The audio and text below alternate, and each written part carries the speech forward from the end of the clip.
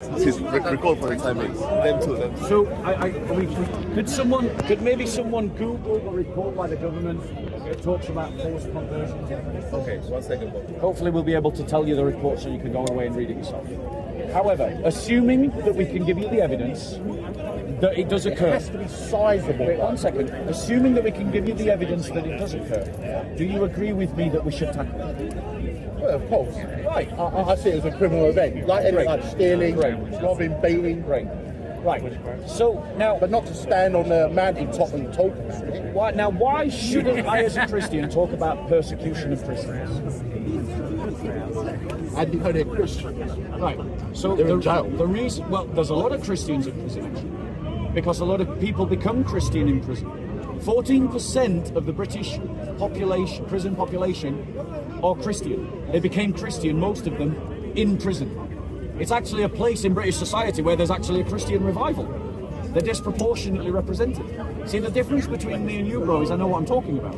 Now, the point is, That's debatable. there are Christians being persecuted in the world. Why shouldn't I talk about it? No, go for it. Right, but here you are heckling me because I'm trying to raise awareness to you that in the Muslim world, Christians are being persecuted. Why is that wrong? Nothing wrong with that. Nothing wrong with that. Now, if the... But I'll tell you what I've got an issue with. Yeah. I think you're blowing things out of proportion massively. You're saying that the state needs to get involved, the church needs to get involved.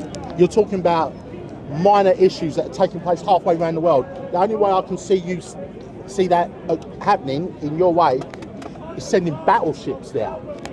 Is that what you want? Okay, so let me answer your question. Let me answer your question. So the reality is you're not informed about the scale of the issue. Christians are the most persecuted group in the entire world. By whom? Let me finish. 35,000 Christians were killed in Nigeria last year. Is that a big enough problem for you? That would be. Right. One legit. second. Yes, you can check me, fact check me, feel free. In Sudan, over a period of 18 years, 2 million Christians were killed. Is that big enough for you?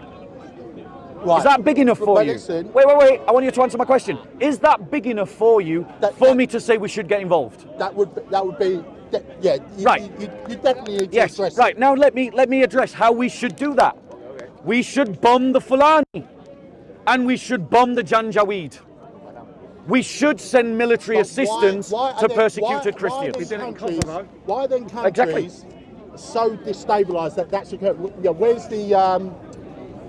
Why is it not a functioning society? Maybe we need to look at the root cause. We may see the Westerners are involved in making it like that, a bit like Libya is with NATO. Okay. Would you be willing to address them, those Christians that have maybe destabilised those countries in the first place, so that you can let madmen going around persecuting Christians? So let me address. We've got to get to the root cause. I agree. We need to get to the. Oh, he's running away. He's running away. I'll be back. Right, guys, we're going to get to the root of the issue. What is the root of Muslims persecuting Christians? The root of Muslims persecuting Christians is the teachings of Islam. It is the teachings of Muhammad. And Christians have been persecuted by Muslims for 1400 years. Let me just give you one fact to take away. And if you forget everything else, remember this one fact. For 1400 years, without missing a single year, there has been some Muslim army marching somewhere in the world against some Christian population to destroy that Christian population whilst shouting out Allahu Akbar. For 1400 years. The media would make you think that Islamic radicalism is a new problem. If you agree with the media, I want to tell you you're ignorant and you need a better education. Go and study church history. Go and study the martyrologies of the church in the Muslim world.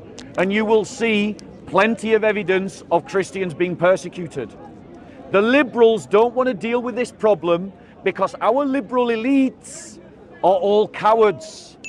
And they know to try and tackle this problem will involve conflict. And they don't want to deal with it. So their solution is, let's just keep stamping on anything that raises awareness that there's a problem. Because if people become aware that there's a problem, you might start organizing yourselves. You might start training. You might start networking. You might start mobilizing. You might start resisting. And that's why they hide the scale of the problem. We Christians must break the silence of the liberal elites by raising awareness of the persecution of our brothers and sisters. And we must do it without shame, and we must accept that we will suffer and that we will be called names. We'll be called Islamophobes, we'll be called racists, they'll call us alt-right. I've never seen an alt-right movement that has every ethnicity of the world in it, but that is what the church is. And we as Christians have an obligation under our own religion to stand up for our own people, the church, the body of Christ.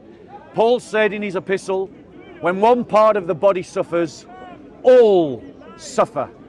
That means the fight of the Nigerian Christians is your fight.